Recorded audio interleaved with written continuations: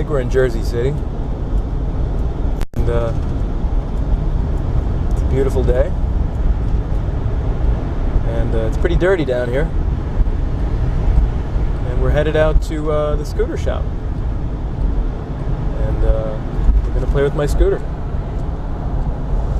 I drive for the band. That's what I do. Or at least I have been. And hopefully we'll be stopping that soon.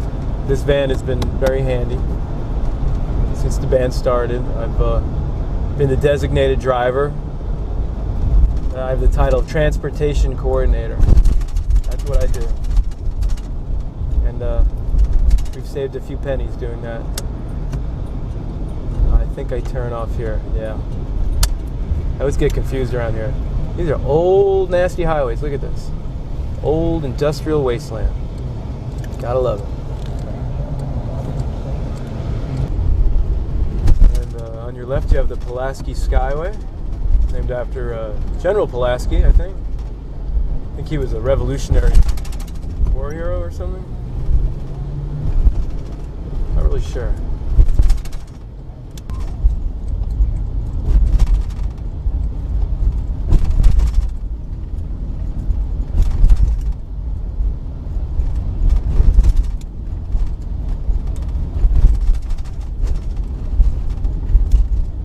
Beautiful nature.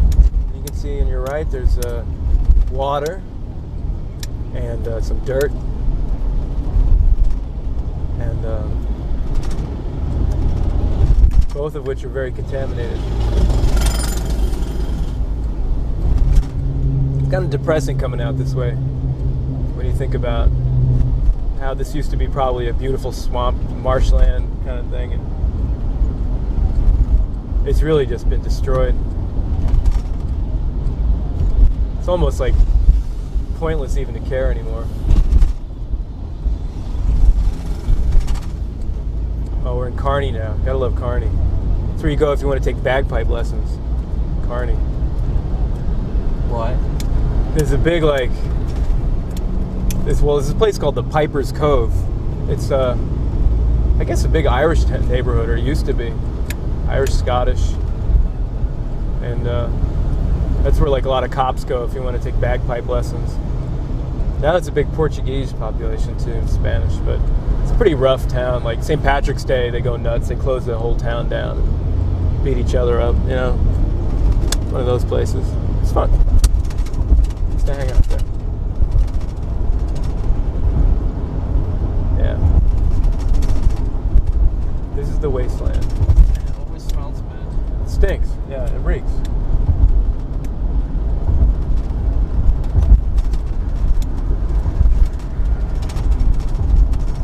Oh, roll station.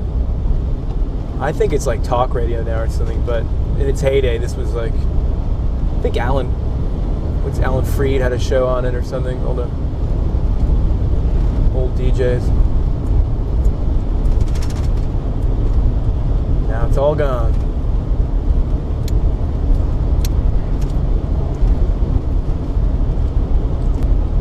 It's also where the mafia is dumping the bodies, right? Oh, sure, yeah. Lots of bodies. I'm sure you could dredge out quite a few. Here we go. We always take this way when we ride our scooters because there's less traffic than taking the regular highway.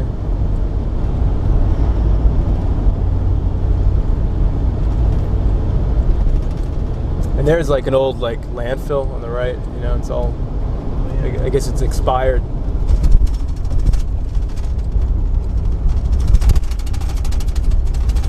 And on your left is Newark, the beautiful Newark skyline. You can see over there, it's not a place you really want to go to.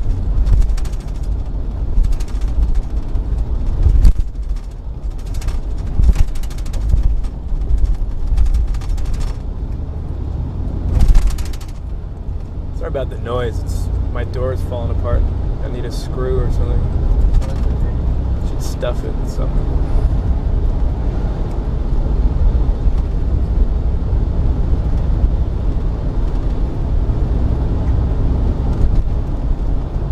Tell me a little about the scooter thing.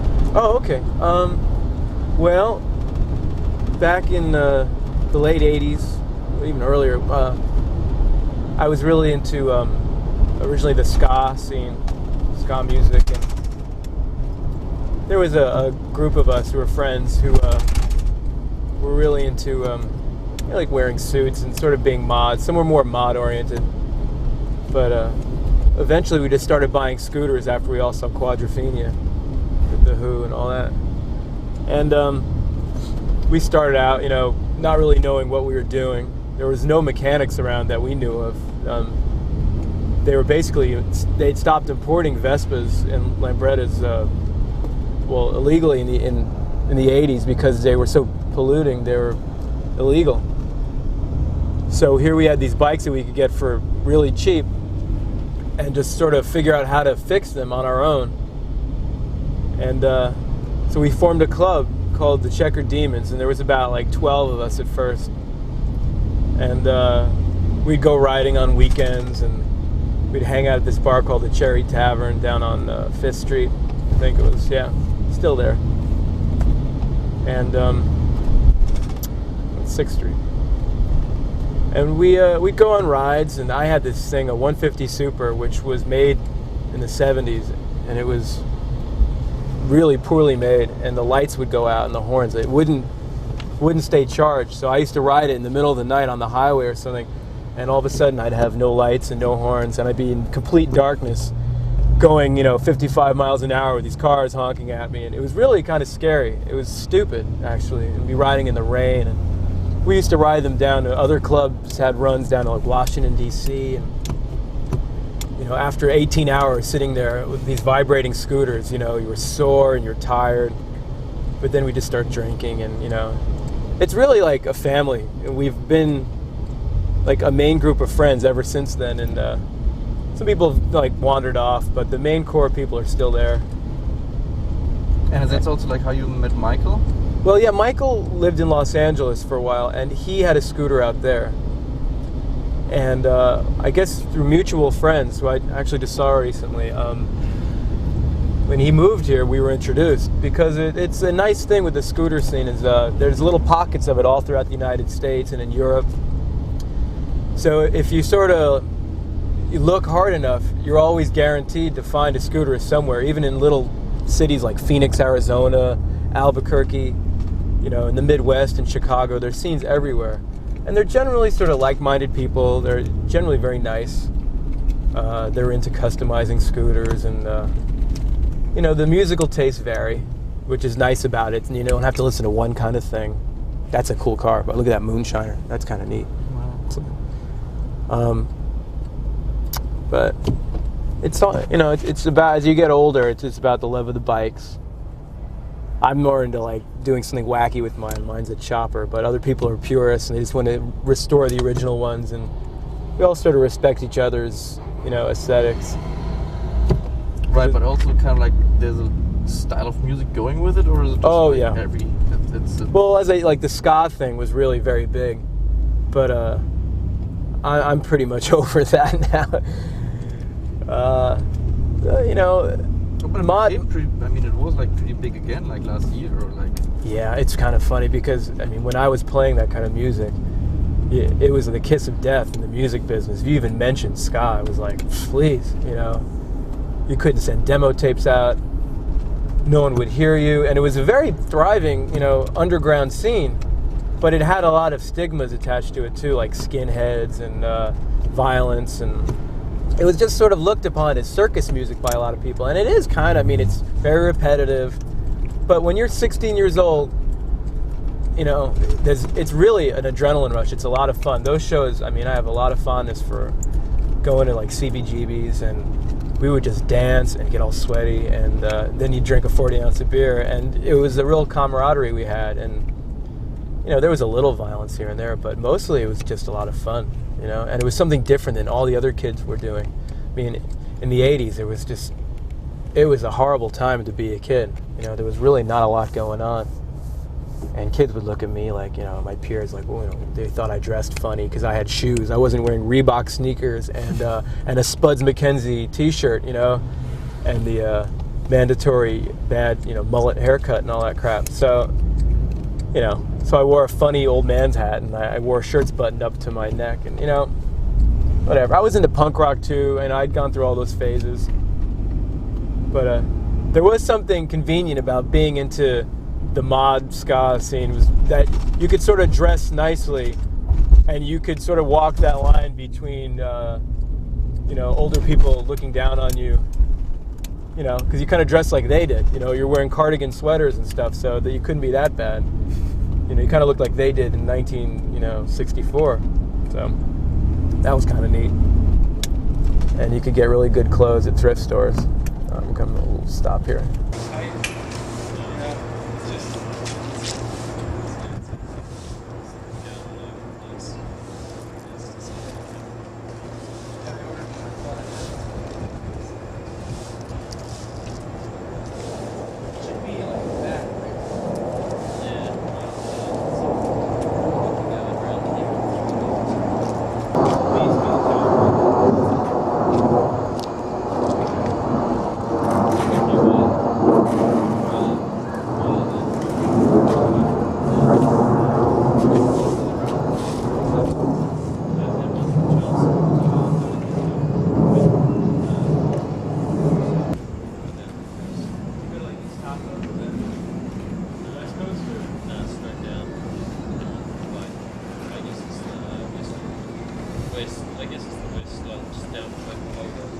Okay, yeah, all right.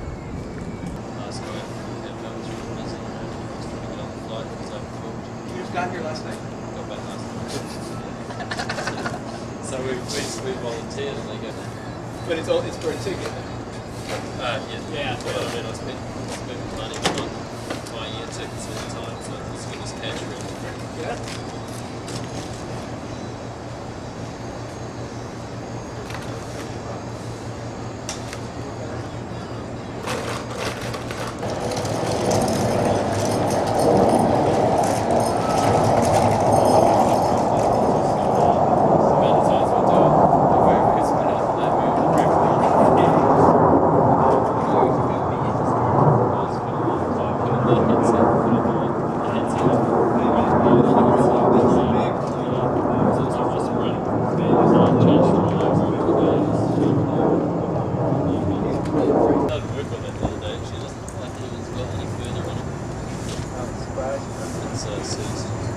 Is it?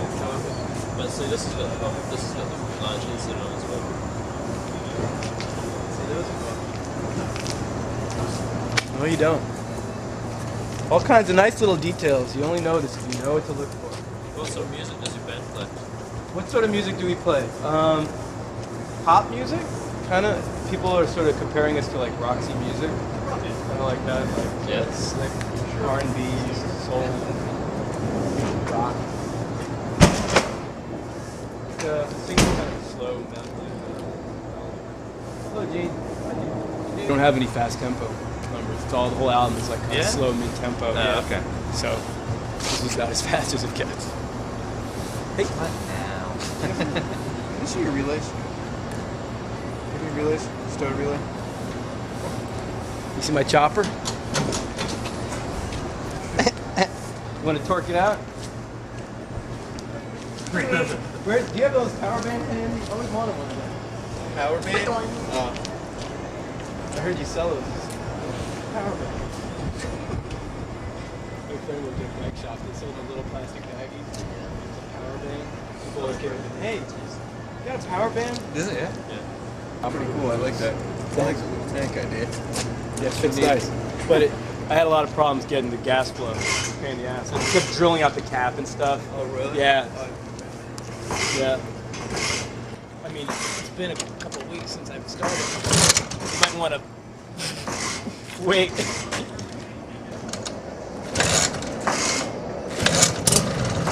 There we go.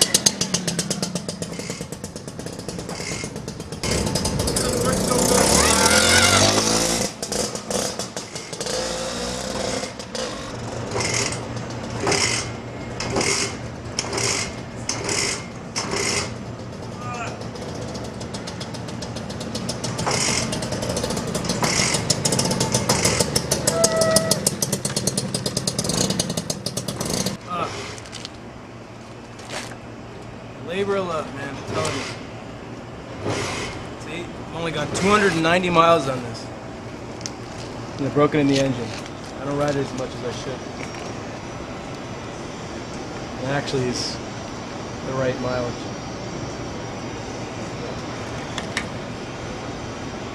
Put under the gas in it. Useless. It's, could use a little shine, but there you go. This is British chrome. Supposed to be better than American. Triple plated. Doesn't flake as much. Very nice. My baby. The rings always get messed up. So you can hear that sound in the background. That's the sound of a bike being kicked over, not starting. It's a very common sound with these things.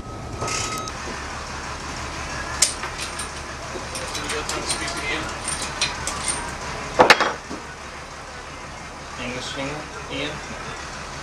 I'm trying to start.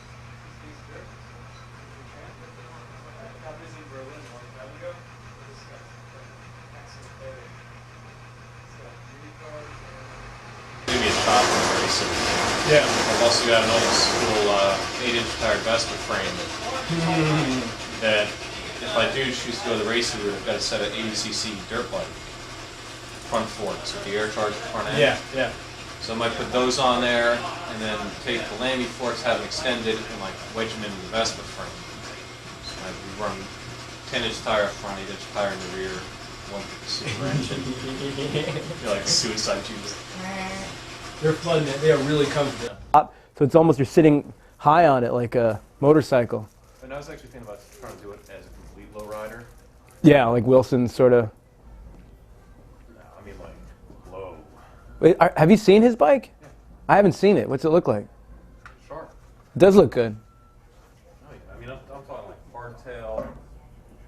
You know, as low as I can get that back end. Looks fine. Looks good? Yeah, sounds good too. Hi. I'm Steve from N2K. I play lead guitar.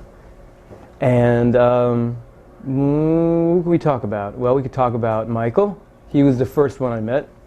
I'd known him for a few years before the band had started. We met through mutual friends.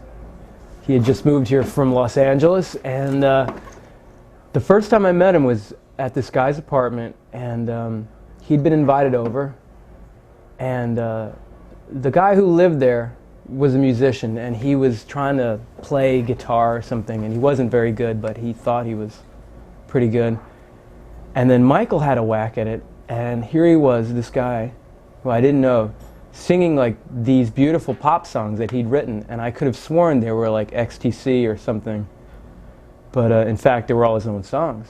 And I was really impressed with that, because no one was doing that at the time. It was a novelty. And he was good, and he could really sing. And of course the other guys there thought he was kind of a jerk, trying to show everyone up. So I immediately took to him, because I thought, boy, this guy's got the right idea. And there was this quality about what he was doing. He wasn't a hack like so many people, including myself. I was a hack for a long time, you know, but he was growing. You could see he was really serious about being a songwriter without being too corny. And so then I would run into him at these different like soul events and shows, like we saw him now and again, like Paul Weller shows, Blur. And it was at a Blur show where he finally asked me to play with him, to see how it would go, because he was having a tough time keeping a band together. A lot of the people he was hiring were sort of, you know, mercenary. And he wanted someone who had the look as well as, you know, the desire to play the same kind of music.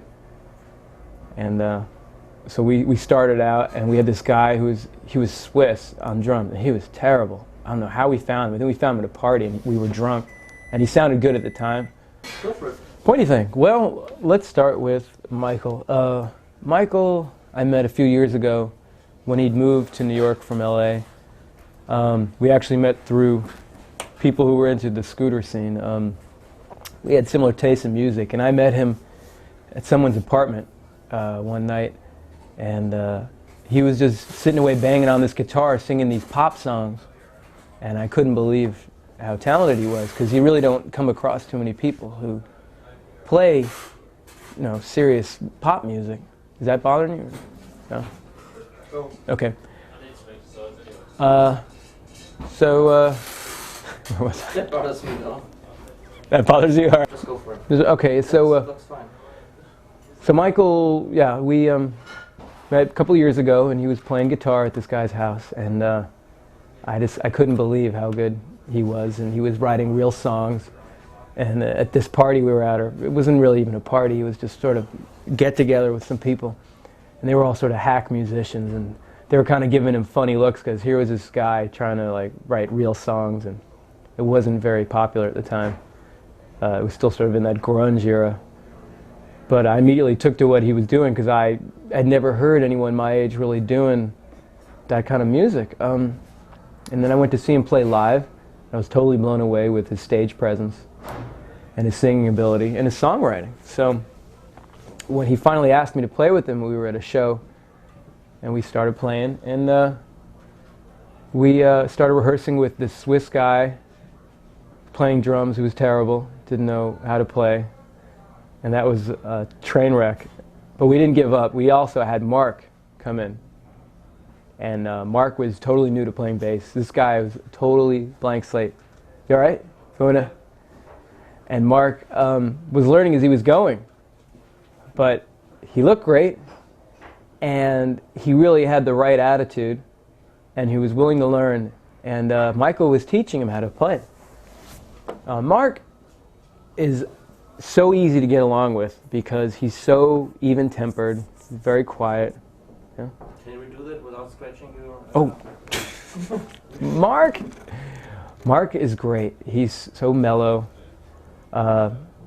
Really doesn't make a fuss about anything, unless and you know something's very wrong if he really is making a stink about something. He's very creative, very talented, really eager to always like learn more about what he's doing on the bass. He's older, so he's got a much wiser perspective about what we're doing. You know, he's lived, you know, in New York and Chicago. He's been all over, so he knows the deal. And he's just as excited as we all are, you know. But it's nice from his perspective because he's not a jaded musician who's played in all these bands and, you know, done the rounds. He's fresh meat. And we all love Mark. Let's see. There's Josh. Josh is Josh. He's an incredible talent. He can pull off Blue-Eyed Soul like no one I've ever heard. He's extremely talented as a songwriter. Both he and Michael together are a powerhouse. And I think he's really one of the main reasons why we've gotten where we are is because of his singing ability. He's got an incredible stage presence. It's fun playing with Josh because he listens to what you're doing. When you think he's off in his own world, sometimes it gets really noisy in rehearsal, and he'll turn around and say to you, "Hey, I like what you did in this part," or you know, and it's really nice because you know he's listening to what you're doing and he's following the groove. And I'm always following what he's doing too, and we try to play off each other a lot, which is something I've never done with a singer before. And Guy is, you know, he's the powerhouse drummer. You know, I have to wear earplugs because of Guy. He hits harder than anyone I've ever played with, and he's got this crazy plastic kit, so it's that much louder. But when he locks in with Mark, it's really special. It's wild to watch him play. And he gets all excited, and he gets everyone else excited in the band too. And he's our comic relief too a lot of the times, Guy. He always keeps things light when you think things are about to get heavy, you know. And Guy, we really owe Guy a lot when we started out as a band because he was the one who kept everything organized. He was the one who really watched what was going on in negotiations and all that stuff. He's really the timekeeper. And now that we have a manager, it's changed a little, but he still does that role, booking and stuff. We love Guy. Guy and I are the married ones. Well, he's not married. I'm married. Hey, what's up, man? He's almost married. And so we have a similar bond there when we go on the road. We're going to be the roommates, you know, and we're going to be spending a lot of money on long distance telephone calls, and we'll have each other to, you know, cry into our beers, you know, missing our loved ones. So that'll be good, because I don't want to be the only one, you know, and all the other ones are gonna go off, have fun, and whatever. Maybe I shouldn't say that. Okay, background. Well, I started playing guitar when I was a teenager. My first band was my first real band was a high school ska band. We played. It was kids from all different New York City high schools, and our first gig ever was a benefit for Rock Against Racism at this theater on the West Side in Chelsea, and it ended up being a riot. We were on stage, and this place was packed. I'd never seen like a show like this for kids. It was just packed. Kids were outside trying to get in, and the floor started bouncing, and the PA system started bouncing. And I just looked around me, and everyone was sweating bullets, and I just knew this was the most exciting thing I had done up to that point. And it was a lot of fun. And in the end, it was a riot, and they had to close the show down, and some kids came, some gang, they started throwing bottles, and it was horrible, but at the same time it was very exciting because, you know, it was 17 or something. It was pretty neat. So that pretty much cemented the idea in my head that I wanted to be in a band always. In college, I was in a band, another ska sort of reggae band. We ventured into funk when funk became very hip in the 80s, you know, and we weren't very good at that. I was really into the music. I like learned a lot just from listening to records, like the Meters, things like that. Booker T and the MGs were a big influence. But we really didn't pull it off too successfully. We had a horn section. We did a lot of touring in colleges, and after a while I got so tired because there was a lot of drugs involved and a lot of negative attitudes, and it just was like being on a treadmill going absolutely nowhere. So I quit and went back to school. Got a master's in teaching, but I always played guitar while I was doing this, so I always had in the back of my mind that I'd go back as long as I had something to fall back on, because it's always sad when musicians get to a certain age and they realize when the rug's pulled out from underneath them that they have nothing and they have to start all over again.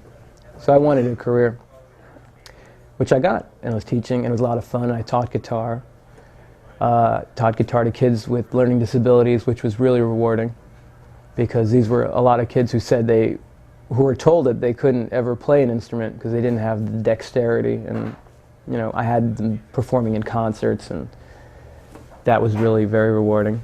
Sorry, I scratched.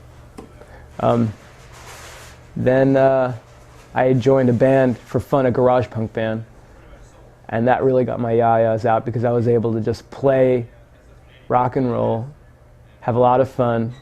It was back to being a party band. It wasn't a business anymore. It was just pure fun music. Technically, I mean, I wasn't that good. I still don't consider myself that good, but it was fun just to practice a lot and play silly little shows at parties and just get that old excitement back like I'd had in high school, just sort of like this sort of impending riot about to happen. And that's kind of when Michael came into the picture again and offered me this gig playing in Mini King. It didn't have that name at the time.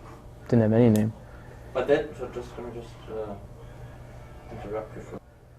I'll say, I had told him when we first started rehearsing that I could only rehearse like one night a week. I mean, I had a career. I enjoyed teaching. I really loved teaching. And he was fine with that. I think he had been through the mill too a few times. He had almost had record deals a couple times, and we both knew that it was very difficult. But none of us really expected the response that we got, which was literally within like 2 shows, we had people calling us from California, just because we were playing something completely different than what was going on out there. And I think that was part of our success. And well, up till now, our survival has been based upon the fact that we're really doing something that isn't what you'd expect. And which is playing like melodic pop music, you know, slow ballady soul pop or new romantic, whatever you want to call it, glam, I don't know. It's very hard to describe what we're doing, but I initially just went into it just wanting to play, and because I had this need to play guitar, but I certainly didn't expect it to come to this level. where I could quit my job, you know. I miss teaching. I liked it, but I can't say, like, you know, I'd trade it right now at this very moment, you know. Maybe someday. Maybe I'll have my own school, but I don't, no. Teaching's hard, very hard. Especially administering, that's even worse. But hey, if things don't go right, I can always teach again, I guess. I have to renew my license. That's my advice. Always have something to fall back on. And go for something different, something that isn't the flavor of the month. Because I always use Michael as this example of someone who never really pandered to what was popular. He just kept chugging along, writing music that was what he liked, and eventually they came around to him. Just took a few years, but it eventually happened. And you know, I admire that. And of course he had a day job too, you know. He was an artist, design artist. He dabbled in all kinds of stuff. Josh is lucky because he's young, you know, but he is just as talented, and he didn't really have to move anywhere except to write to New York, and he's, you know, we're all going through this together. It's all been very fast, and we're all, I think, very surprised that we've gotten this far. Of huge German skinheads. They were like 6'5". They were, and they all had red jackets on, and they started saying stuff to me, and I'm like, "Sprechen Sie English?" And they're like, "Oh, okay," and they let me go because they knew I didn't know the color code. So they let me through. I was petrified. But they were for the side of good and justice, I guess, and socialism. So, about Scooters Originali, located here in Bloomfield, New Jersey. I forgot their phone number, but come here for all your scooter repairs. Area code 973-743-6060. There's my plug. Anyway, I forgot what we were talking about. We were talking about being in a band. Oh, the dynamics of a group. Right, exactly. The dynamics. Okay. In my opinion, it is crucial to be in a group where everyone gets along, and everyone takes a role within the group. Whether it's given to them or it's sort of organic and it comes around, like someone's the songwriter, someone is in charge of something as mundane as calling clubs. I've been given the role of transportation since I was the only one who had a car. Excuse me. Pizza. So it's important in a band for people to split up jobs.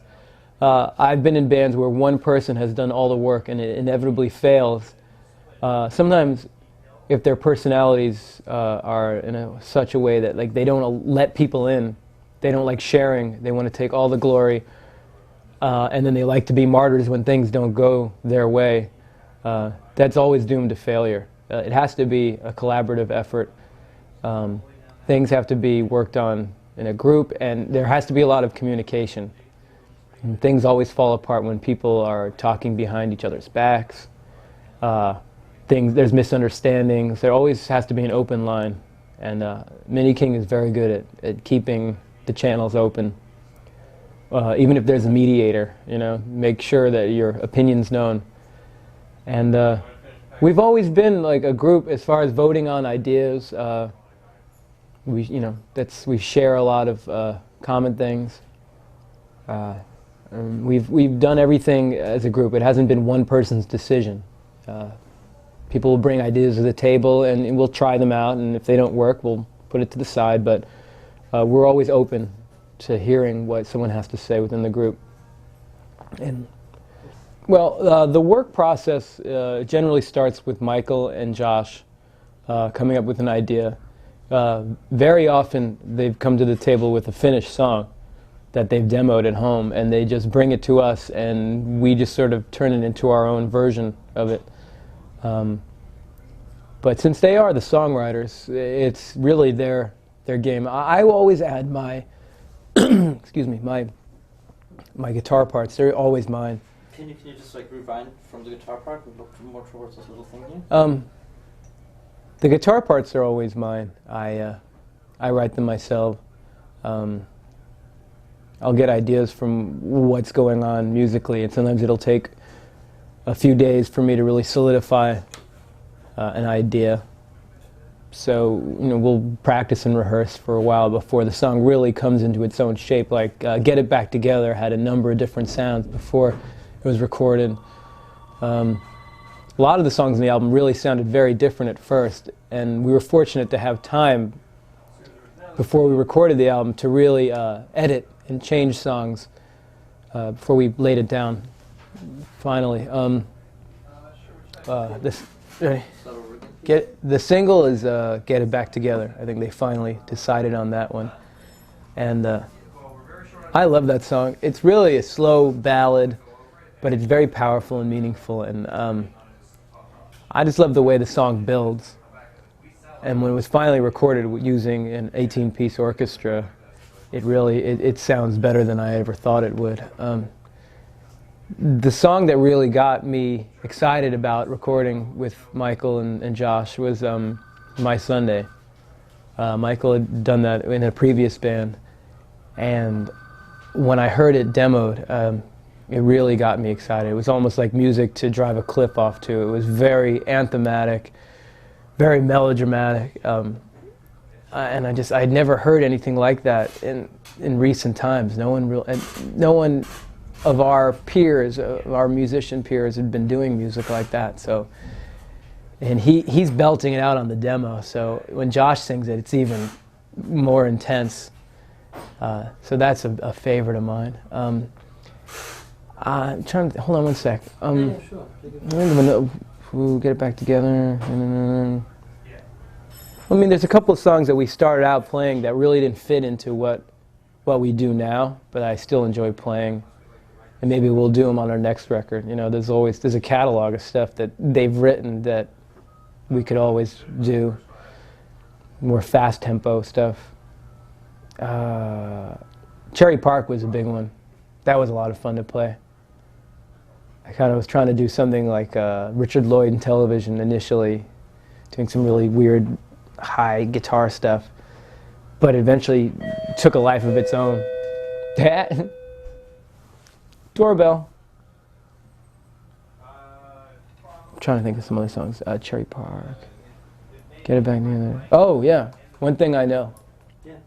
One Thing I Know is the Breeze song, the Breeze classic, and I think that's kind of a neat genre because we're all big Breeze fans. It's a weird genre that kind of falls into that category, like late 70s, mid 70s.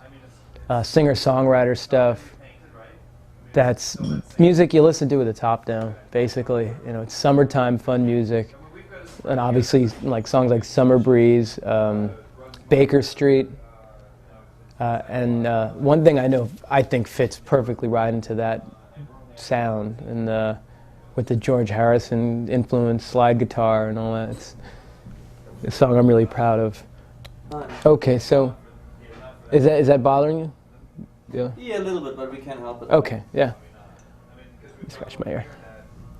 Well, One Thing I Know is a song I'm really proud of. I could talk about the whole Breeze thing again if you want me to take another take of that. I'm going to do that? Or that was fun? Okay.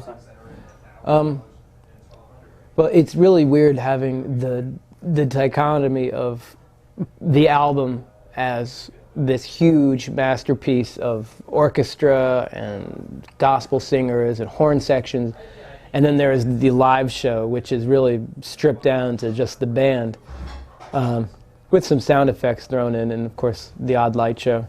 But it's really nice to be able to play as a band and do it live and do a totally different rendition. I mean, we can play acoustically, we do all kinds of ways, but when we do the songs as a band, I think people get the impression that we are a band and we're not just some sort of studio project, which I think some people had the impression we were at first.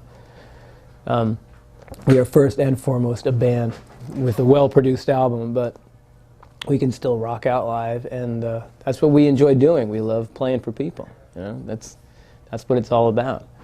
It would be nice someday to play with the whole orchestra at Carnegie Hall, but we're content to just play little dives right now, so we get it right.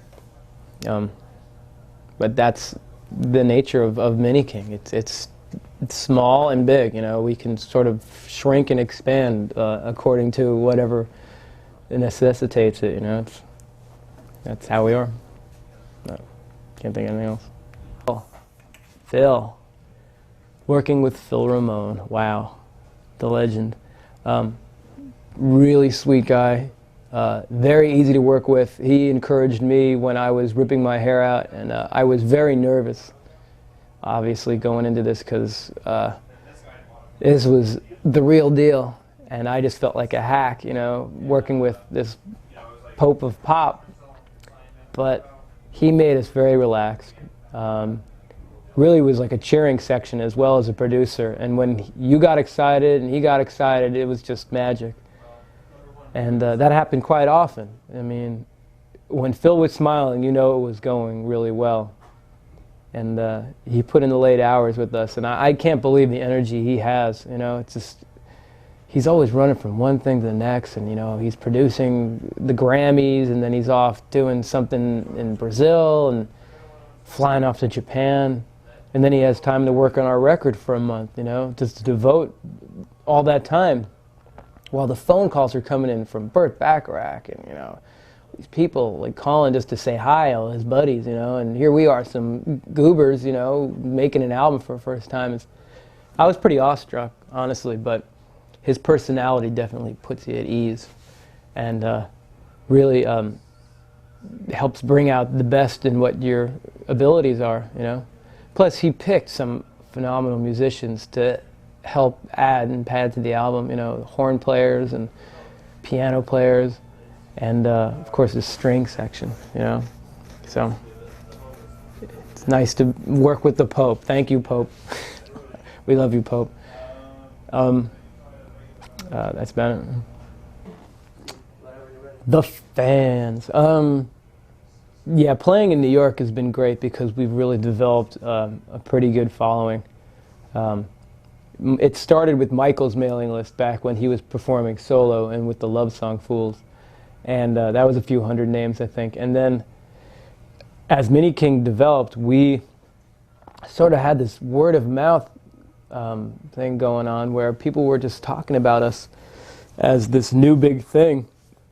And of course, when they'd come to see us, they'd come very often pessimistically just to sort of make fun of us and, you know, confirm their ideas that we stunk. But generally they stuck around because suddenly they'd say, wow, look at this guy singing. He's singing, you know, he's not screaming, and we're singing songs, and we're not going blah, blah, blah, and, you know, we're not complaining.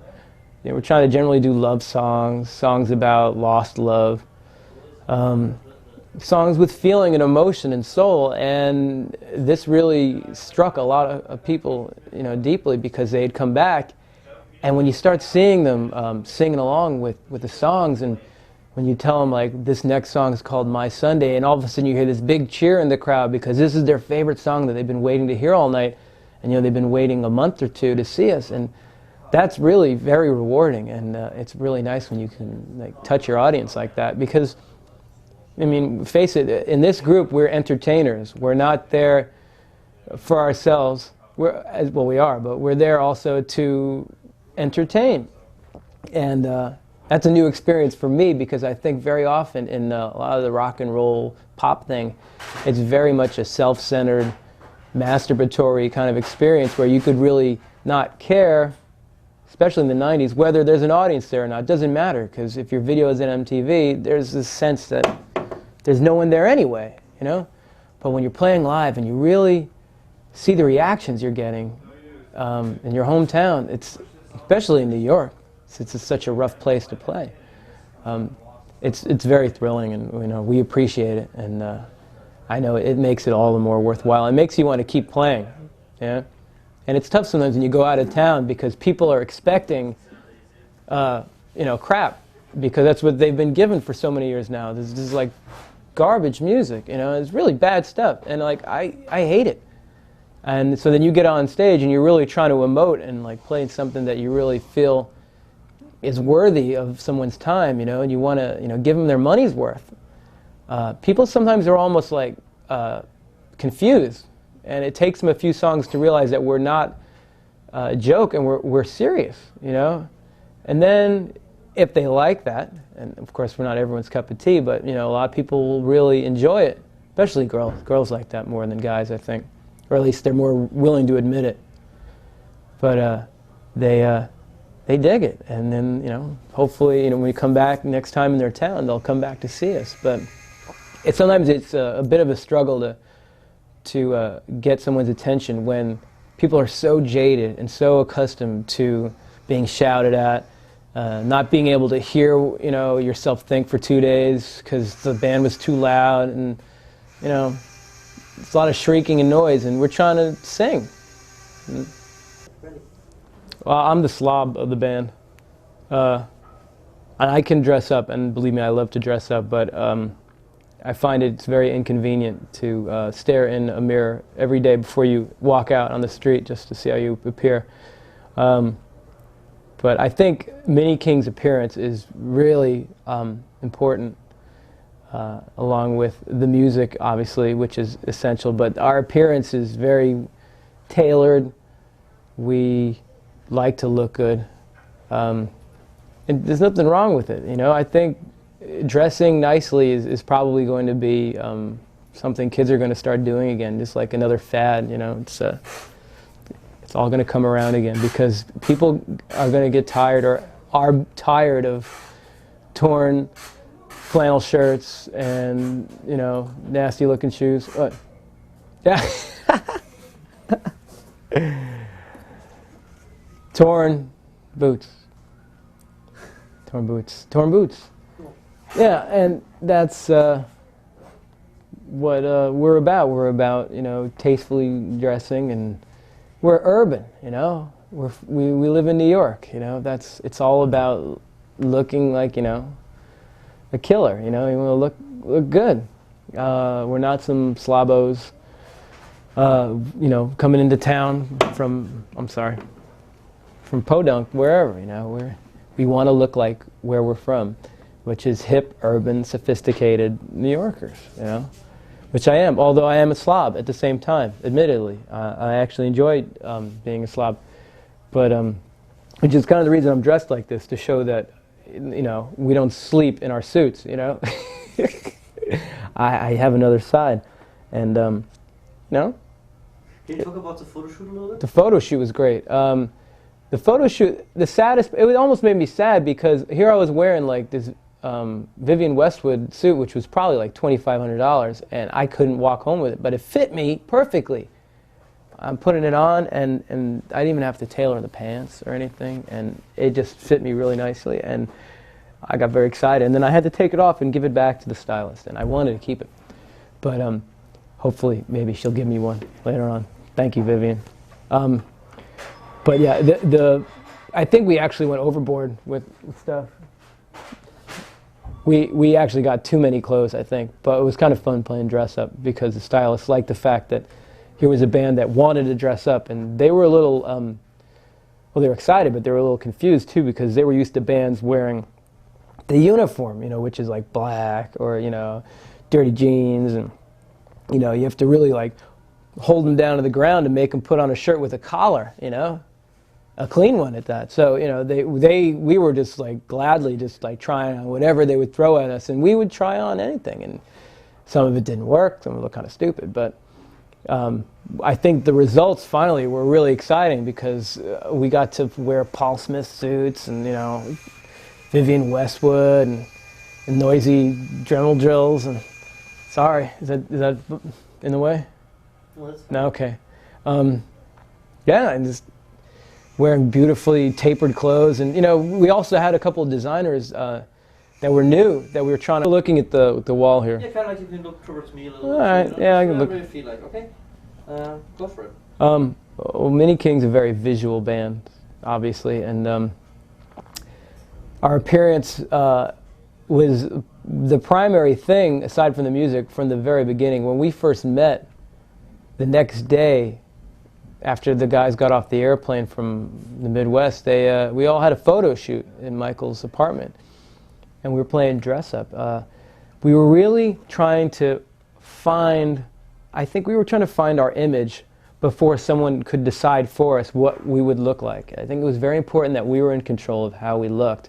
And we were taking a lot from sort of mod influences and just sort of urban, sophisticated elements in style.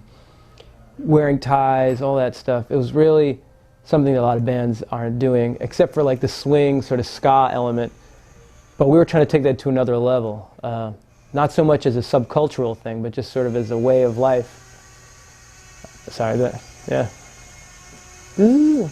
Root canal. And that's Michael getting a root canal in the other room right now. He'll be back later. And so the photo shoot went really well. Michael's sister took the pictures, you know.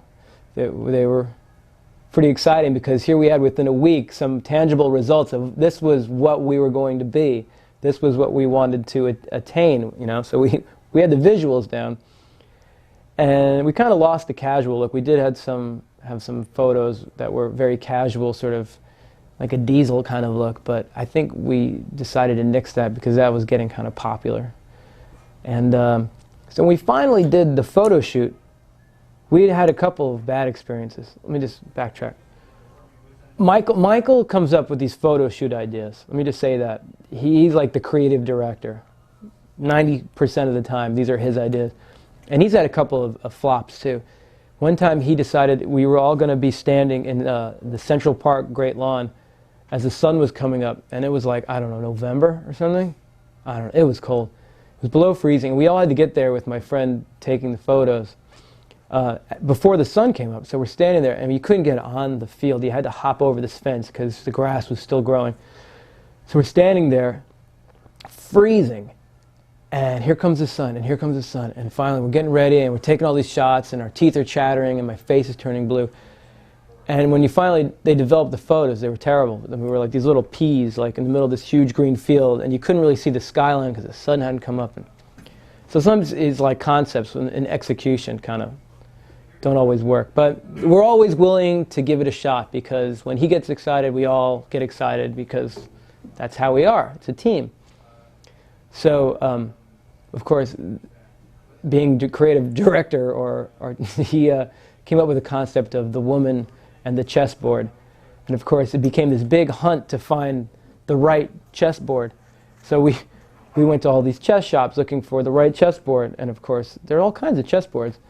But none of them were the right one. And we finally, I don't know who found it. Someone finally found one, but it's...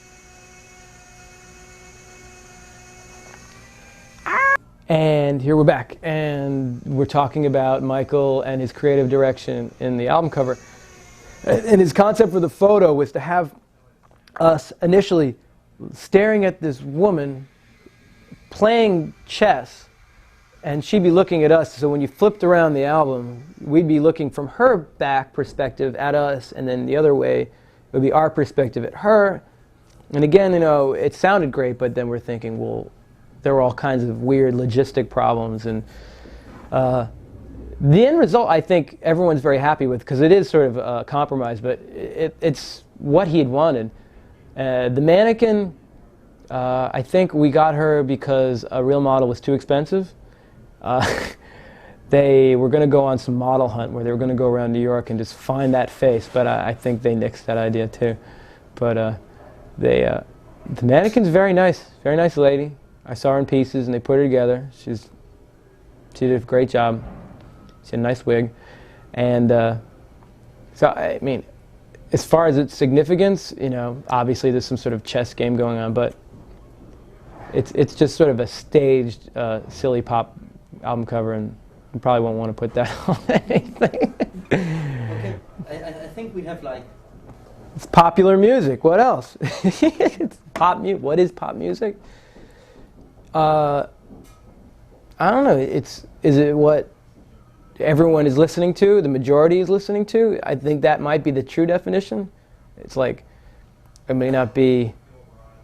I mean, I think historically pop music was something that had like a verse, chorus, bridge, you know, that was popularized like in the 19th century, late 1800s, sort of as a music for the masses, as opposed to music that was very cerebral and you had to think about and sit down. You know, I think if you talk about waltzes, anything, even popular music like folk music, where people could sit around, people who couldn't read, people who would pass on stories via, you know, singing and song, that's popular music, and it's just sort of become, it's matured into obviously this horrible commercial, you know, monstrosity that it is now. But I think basically what it's supposed to be is something that's like sending a broad signal to people that conveys something that masses understand, and it's not boring. Hopefully. Do you see like people like humming your songs like in September on the street? Yes, I see them. I see everyone humming in unison. I see all of Manhattan just humming Get It Back Together simultaneously. It's kind of going to be like, you know, when Hail Bop came, you know, it's going to be like an asteroid, and we're going to channel everyone's energy. And I don't know what pop music is. No one seems to know what pop music is. You know, it's popular music. It's a vague, weird thing. You know, what is art? What is art? You tell me, Martin, what is art? I don't know. You know it when you see it. You know it when you see it, you know? You know, it conveys something. I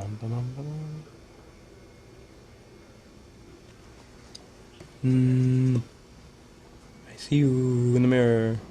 What am I talking about? I'm talking about Mini King. Nothing.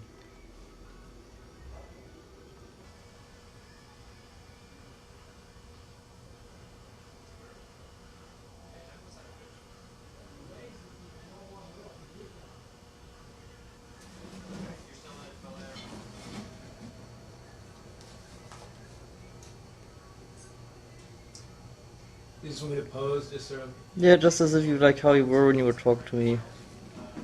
How about that?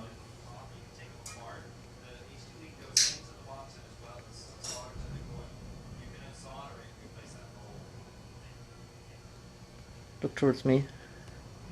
Like that, cool. Yeah, hold it.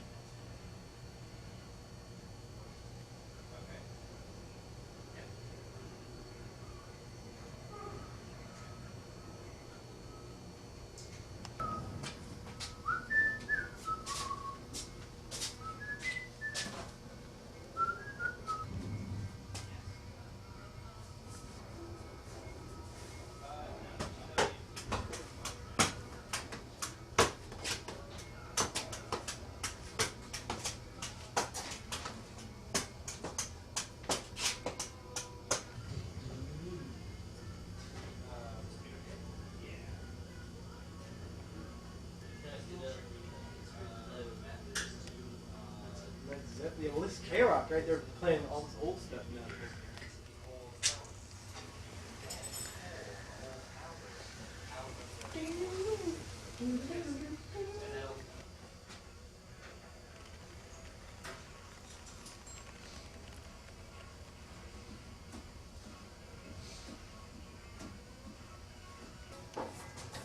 You know, change.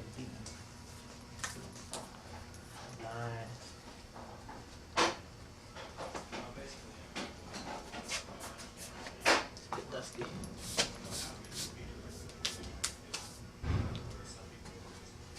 This one hasn't been finished yet.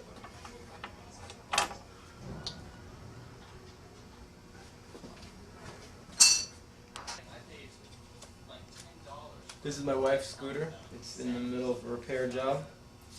We're doing a fine job. It's a nice 125 Primavera. Be the best. This is our driver, Jay. His ignition. Standard GM. This is it. Yeah. All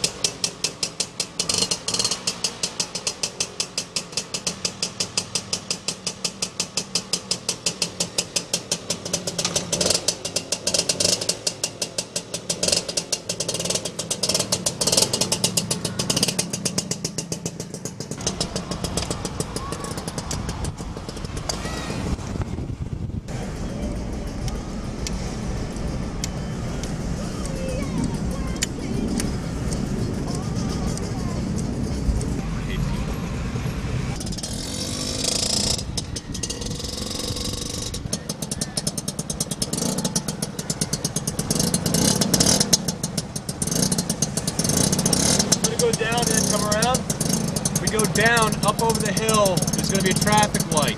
You make a right there and then a right down through the Home Depot. All right, then we'll just come back.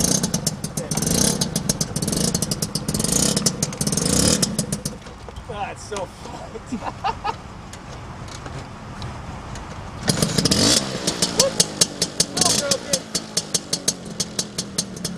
Clutch is gone, man. Cable's gonna go any second.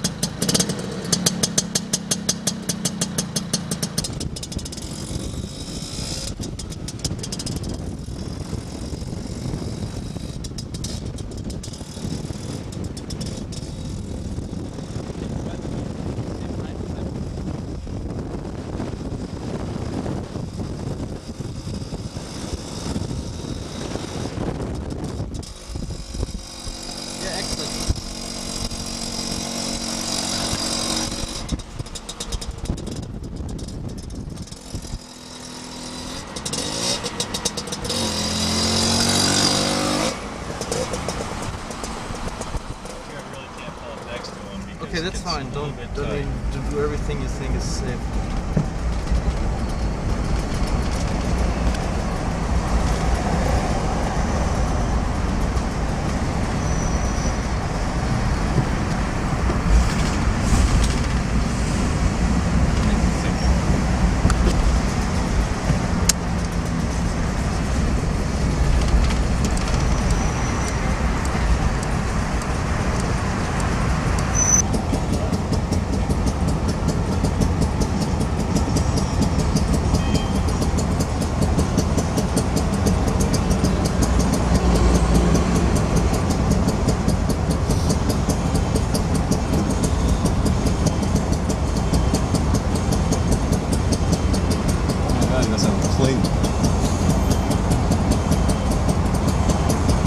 Oh, do you think it matters?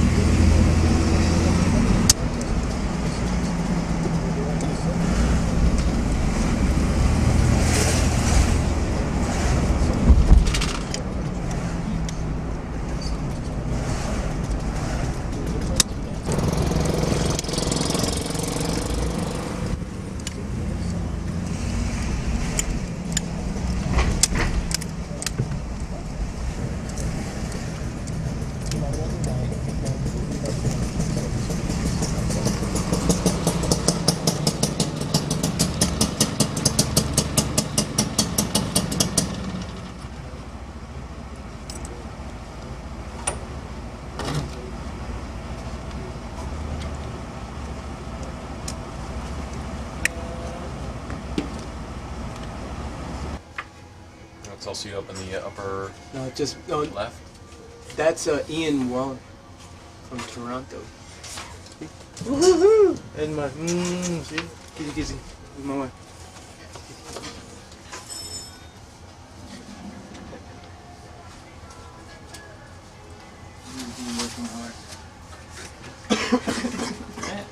Please. Live and breathe this. Right? But you can actually you can start packing it, dude. Put lots of stuff in it. We got to leave the Kickstarter lever on, so try to like Build cut, something. Yeah, cut it and put like another box. Remember something? I gotta say something. Yeah, well,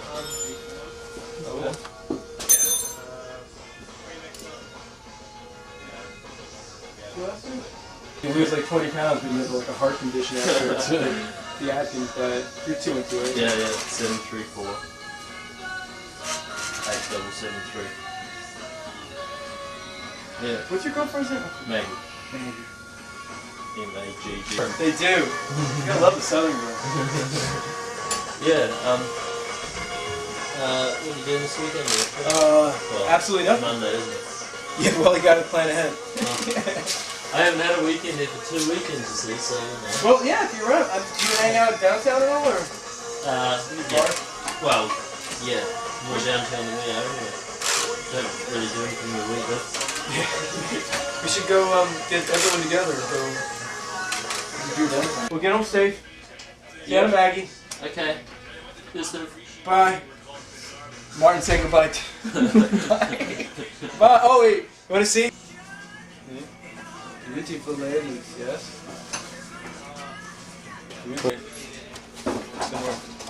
Here it is. Someone saw my bike and stole it. Look at the rat bastard. He gets to the calendar. What do I get? Ooh, he's got the fancy seat though. See? Real men ride scooters. I'm not gonna skip the hell out of it. Gene, Gene is the reason we're here. Yes, we love Gene. Thank you. Say something. I always drive my bike like this corner. No, they're like really great places. Long Island City, all around there.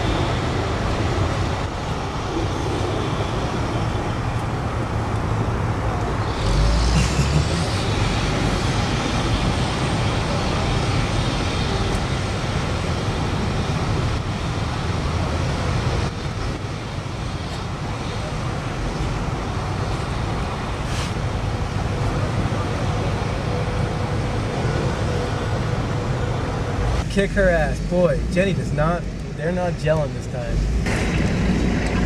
It went fantastic. I mean, I'm with Martin right now in the car. We're heading back. We're near the Holland Tunnel.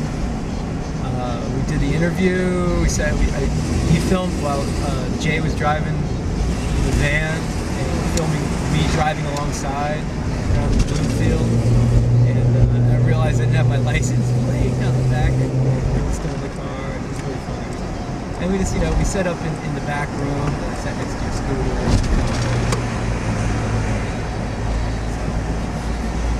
I don't think they worked on it yet. It's still got like the order tag on it. So. No, I'm fucking. I was telling Gene, oh yeah, I'm doing a plug for Scooters Originali. Well, I'm taking him back to N2K, and then, well, I got the scooter in the back. Did the mail come with that thingy, package? Alright, well, maybe I'll just take the bike back to 9th Street then, and I'll do it that way. I'd like to go riding. Do you have rehearsal now? Okay, well, give my best to everyone except Caroline. I love you. Anyone call today?